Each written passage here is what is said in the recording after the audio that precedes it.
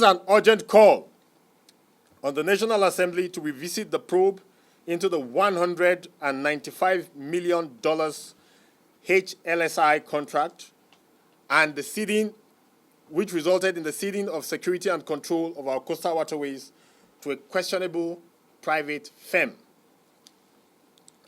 Gentlemen of the press, it might be recalled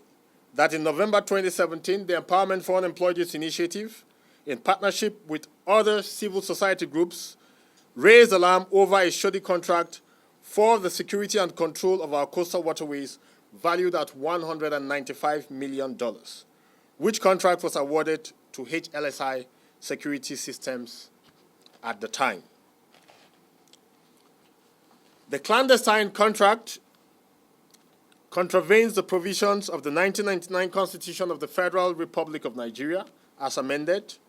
Chapter 4, Part 3, Section 217, subsection 1 and 2, which states that there shall be an armed forces for the Federation as may be established by an act of the National Assembly. The Federation shall, subject to an act of the National Assembly made in that behalf, equip and maintain the armed forces as may be considered adequate and effective for the purpose of defending Nigeria on land, sea, and air. Following our petition to the House Committee to the National Assembly, and which was referred by the House of Representatives to the House Committee on Public Petitions, all concerned parties were invited to 7 sessions of public hearings which spanned a period of 2 months. Some of those invited to these public hearings include the Minister of Transport, Right Honorable Rotimi Chibuike Amechi, who was present physically by himself in most of the public hearings, the Director General of the Nigerian Maritime Administration and Safety Agency, Mr. Dakuku Peterside, who was also present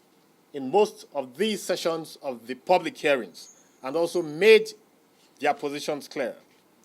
The Chief of the Naval Staff, who was also present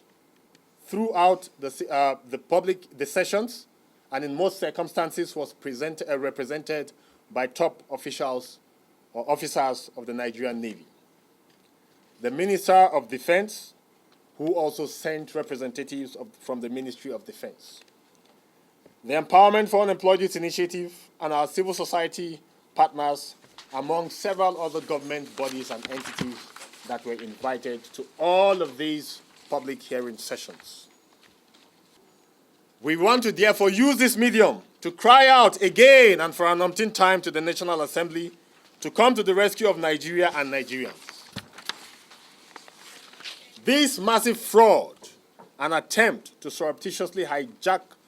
our national security must not be allowed to stand. In the same vein, we herein use this medium to call on the President of the Federal Republic of Nigeria, President Muhammadu Buhari, to rise and decisively deal with all those culpable of flouting the status quo pertaining the reversal of the said contract. We urge the National Assembly, which has shown itself to be the bastion of hope, to immediately call the Minister of Transportation to order, and also to put the interests and security of Nigeria first, in order not to jeopardize or expose our nation to further security and economic dangers. That giving less than half the sum quoted in this contract in this contract, they will be able to procure all the equipment needed and propel their manpower to the right places throughout Nigeria's territorial waters to ensure a total reversal of any ugly trend which we experience on our nation's territorial waters. Let me